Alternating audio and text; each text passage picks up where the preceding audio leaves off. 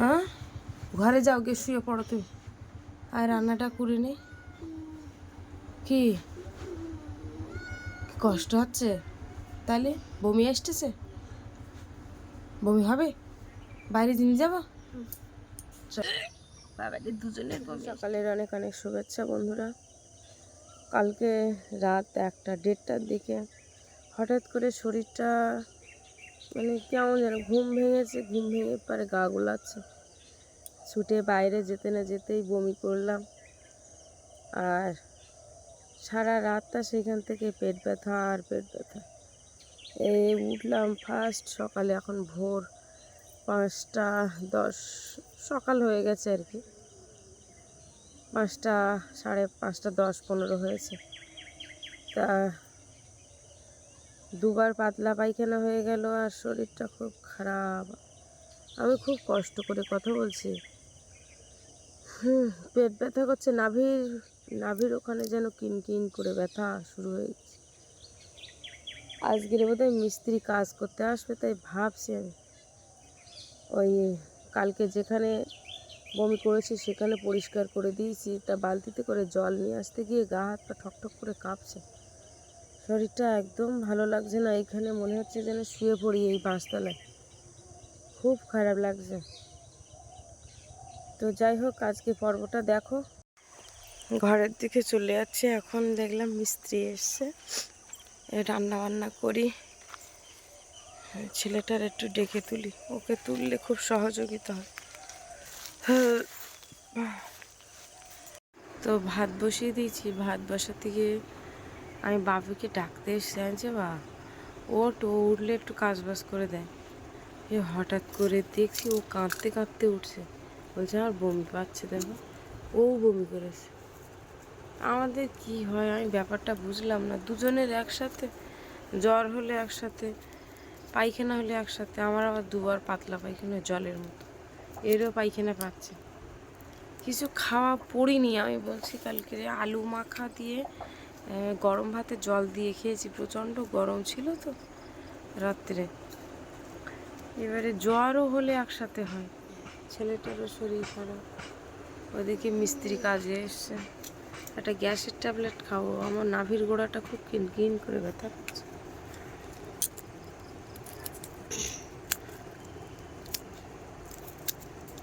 জল দেওয়া দিন বাবা।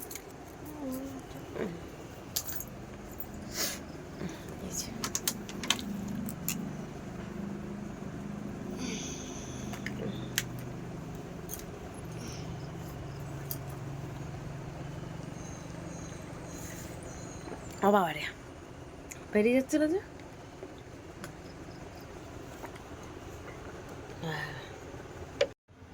এই যে রান্নাঘরে চলে এসছে, থালা বাসন মেজে গুছিয়ে। ওদিকে বাপিরও একবার পায়খানা হয়ে গেল। আমি ব্রাশ দিয়ে রেখে এসছে, আমার ব্রাশ করা হয়ে গেছে। দেখি এখন একটু চা বানাই। এই যে এখানে ভাত বাসন।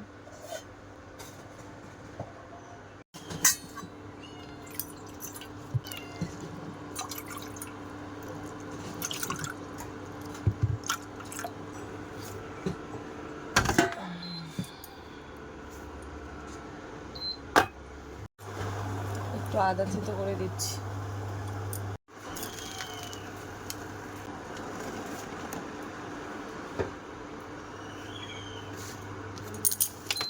বাবারে, কট করে উঠলে উঠছে।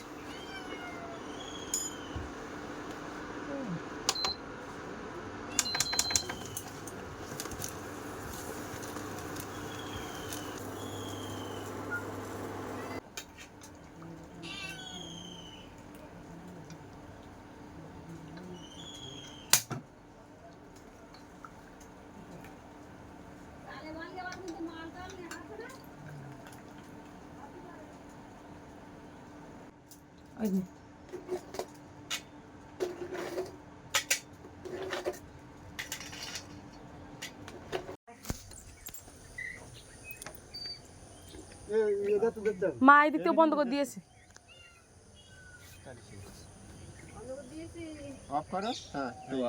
অফ হয়ে গেছে। অসুবিধা হবে মানুষের দেখতে অসুবিধা হবে টাকা লাগবে তো ঠিক আছে তাকে তো হবে আজকের একটু মশলা একটু হবে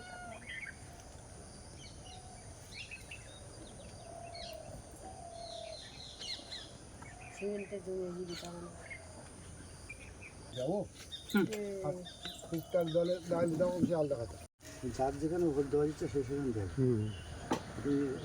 যতই ফ্ল্যাগ হাতে গুজে দাও না কেন যারা যে দল করে তারা সেটা করবে তুমি ঠেকাতে পারবে আমি ধরো কথা কথা আমি তো টিএমসি করি আমি সাংসারিক করি আমার কি আমি যেহেতু ভোট দিতে হবে না পরিষ্কার কথা যা যা আছে মনে মনে তুমি যতই আমার বাড়ির সামনে ফেলাক মারো না কেন আমার জায়গা আমার ঠিক আছে যা আছে মনে মনে আমরা আমার বাবা খুলে এসতো সেই আদিকালেতে এই গাই বাছুরিতে মানে কংগ্রেস হাত কংগ্রেস গাই বাছুর তারপর হাত জোড়া বলদ হুম তারপর হলো হাত তারপর হলো এই টিএমসি ঘাটপুর এই সেই পর্যন্ত করে আসছে তার এখন কি যে 3 দিন জন্য বিজেপিতে যাবো না আরে কি করুনি হ্যাঁ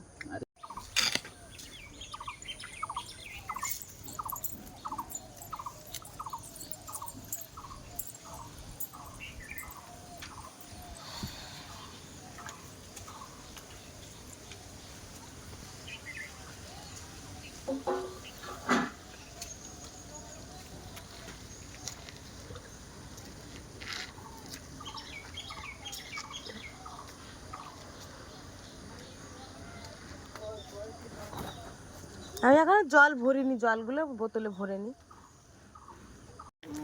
কি হচ্ছে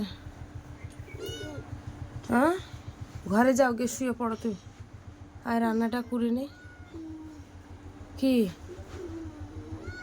কষ্ট হচ্ছে তাহলে বমি আসতেছে বমি হবে বাইরে জিনিস যাবো বাবাদের দুজনের বমি আসছে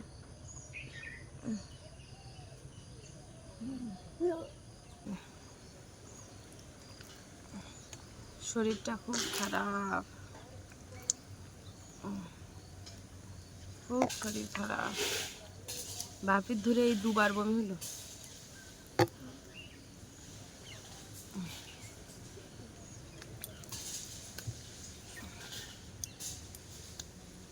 এই যে ডিম আছে ডিম এখন ডিম আলু রান্না হবে সিদ্ধ করতে বসাবো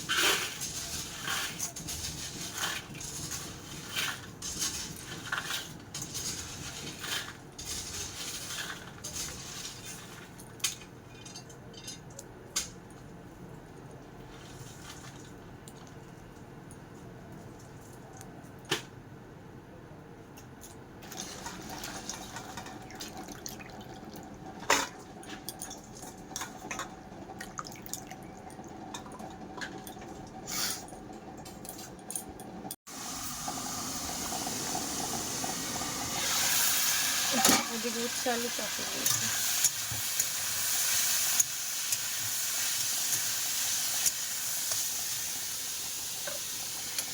এদিকে আলুটা সিদ্ধ হচ্ছে। এই যে দেখো আমার বাপি খুব অসুস্থ, ও এখন শুয়ে পড়েছে, খুব শরীর খারাপ। দেখো যে ছেলেটা ঘুমায় না একদম, সে ঘুমিয়ে পড়েছে। এই যে আমাদের ঠাকুরঘরটা এইদিকে, যেহেতু আমরা মাথাটা কিন্তু এইদিকে দিই, খাটের ঘাড়িটা ওইদিকে, তোমরা যেন আবার ভেবো না যে আমরা ওইদিকে মাথা দিই। আগে ওইদিকে মাথা দিতাম যখন এখানে ঠাকুরঘর ছিল না, তারপরে এখানে যখন ঠাকুরঘরটা বানানো হয় তখন এইদিকেই মাথা দেওয়া হয়। ডিমগুলো সিদ্ধ হয়ে গেছে, ডিমটা তুলে নিচ্ছে। এবারে আলুগুলো একটু ঢেকে আর একটু সিদ্ধ করে নেবো, কারণ আলু একটু বাকি আছে।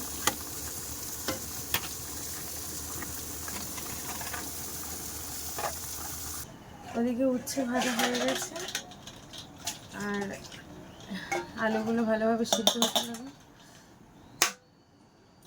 ডিমগুলো ছাড়িয়ে নিই। বাপি সুস্থ থাকলে এতক্ষণ আমার ডিম ছাড়িয়ে দিত, যেহেতু অসুস্থ ওই জন্য ঘুমিয়ে পড়েছে।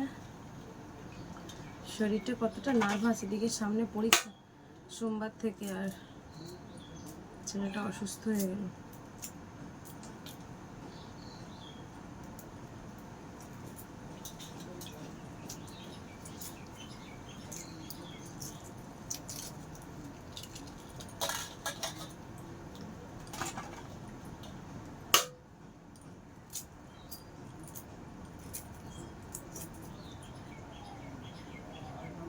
ভালোই গরম হয়ে গেছে, আলুগুলো ছাড়াই এখন যথেষ্ট গরম হয়ে গেছে জলটা।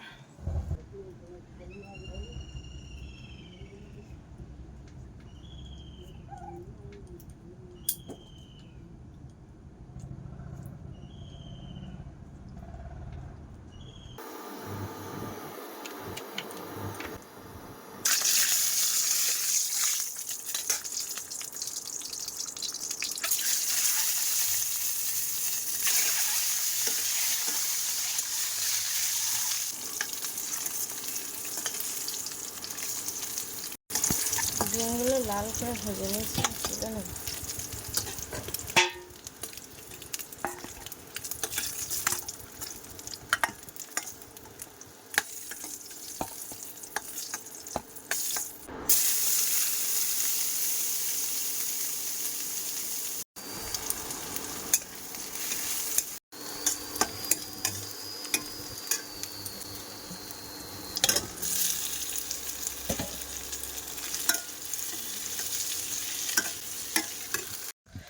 তো এই যে চান দান করতে যাচ্ছে, এই এখন এক গামলা জিনিসপত্র নিয়ে।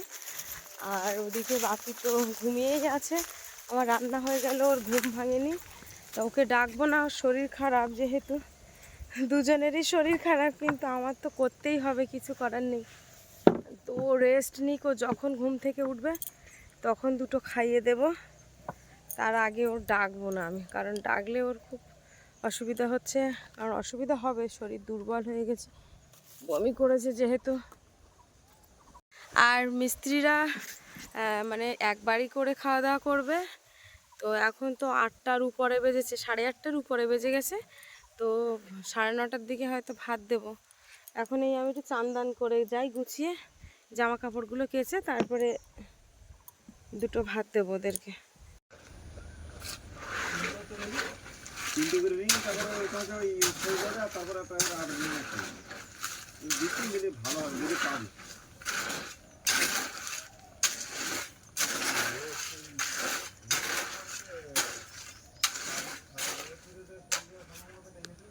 চান্দান করে এসেছি, ভাবছিলাম চান্দান করে ওদেরকে ভাত দেবো, কিন্তু ওরা বলছে কিছু মশলা মাখিয়ে রেখেছে, ওইগুলোকে ঢালাই ফেলবে। তারপরে এদিকে আমার বাবা শুয়ে আছে, এখনও ওঠেনি, 9:30টার বেশি হয়ে গেছে। তো দেখা যাক ওদের কাজ এখন কত দূর।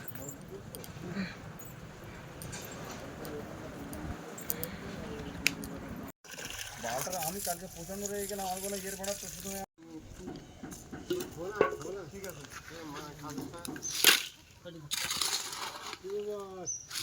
যে গলায়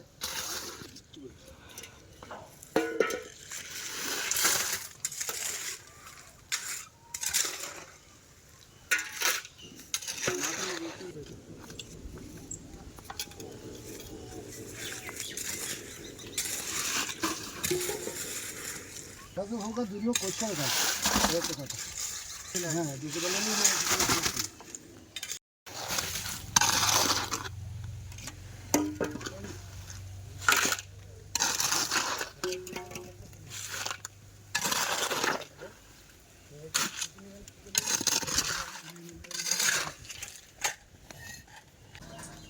আজকে প্রচণ্ড শরীর খারাপ, তো যার জন্য আমার সত্যি কথা বলতে ভিডিওটাই খুবই কম কথা বলা। আমি কিন্তু কথাও বলতে পারিনি, মানে আমার এতটাই শরীর খারাপ লাগছে যে কথা বলতে আমার ভালো লাগছে না।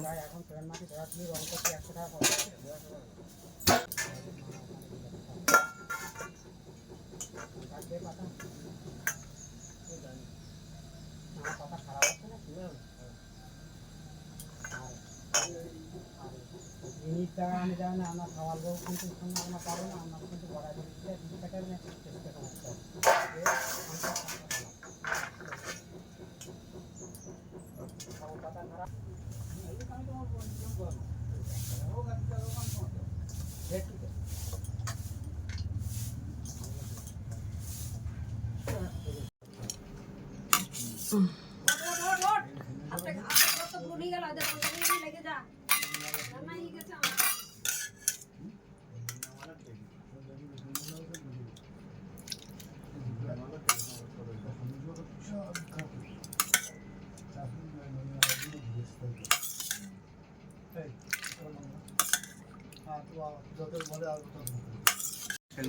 দোলের আগে তো কালেকশন করতে তো আদতেও যে যোগ্য হবে কিনা তা ঠিক।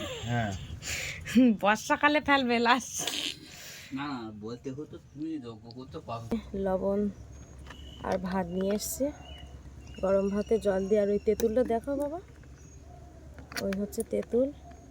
এখন ওই তেঁতুল দিয়ে মাখিয়ে দুজনে দু গাল করে ভাত খাবো। দেখ ছাড়া তেঁতুলটা, ছাড়ি দাও, খোলা ছাড়ি দাও, ছাড়িতে দাও। মোটে ভাত খাবে না, ঘরে ভালো লাগবে না, বাইরে বসবে। আজকের আর স্কুল টিস্কুল যাওয়া হলো না। দেখ টটকু ছাড়াও, দেখ দেখ দেখ খাওয়াতে পারছে না এরকম করে। এই আগের দিন ওই তেঁতুল পড়েলো গাছেতে, তা আমি কটা তেঁতুল চাই নিলাম।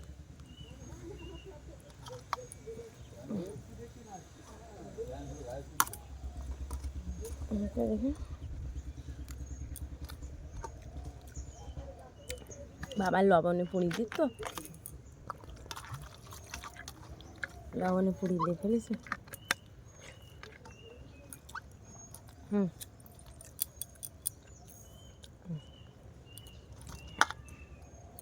তাই খাও, টক লেগে বলো।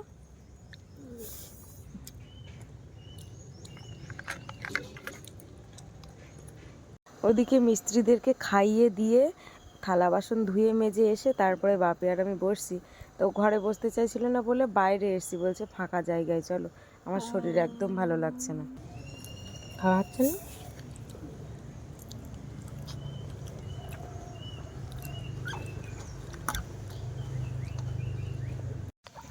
এই যে 3 দানা টক নিয়েছে।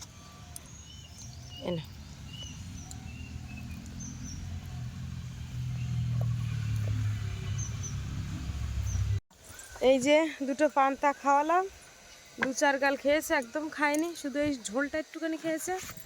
আর আমি খেলাম, খেয়ে নষ্ট করলাম। এখন এই ঘাটে আইছি, ওটুকু চান করি দেবো। আজকের স্কুল তো গেল না, আর চানটা করি দে নেন খাটেনে সুবিধেই। আর আমি তো মাথা ধরেছে, এইবার আমিও একটু শোবো।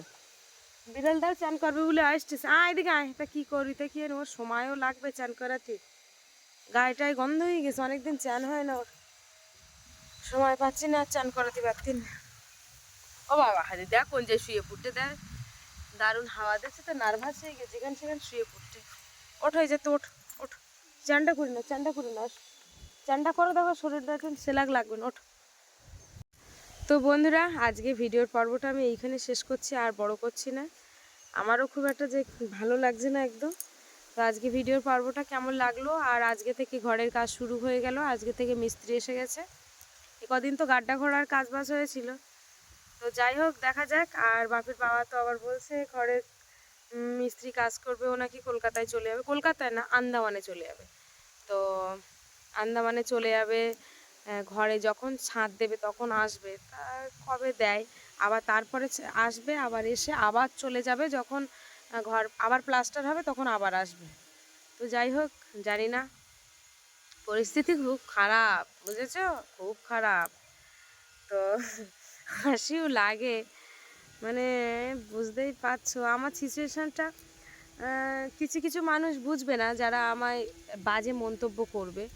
আমি এখানে ভিউজ কামানোর জন্য কিছু করছি না, আমি জাস্ট আমার মানে যেভাবে আমার জীবনটা চলছে সেটাই আমি শুধু তুলে ধরি। অনেকে আবার কমেন্টে এক দুজন বলছে যে স্বামীকে নিয়ে বদনাম করছো, ভিউজ কামাচ্ছ, এরকম।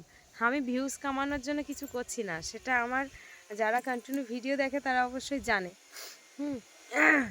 তো চলো, সবাই ভালো থেকো, সুস্থ থেকো। আজকে পর্বটা আমি এখানে শেষ করছি, দেখা হচ্ছে পরের ভিডিওতে। আর এতক্ষণে আমাদের সঙ্গে থাকার জন্য অনেক অনেক ধন্যবাদ। সবাই ভালো থাকবে, সুস্থ থাকবে, আর আমাদের ভিডিও দেখতে থাকবে।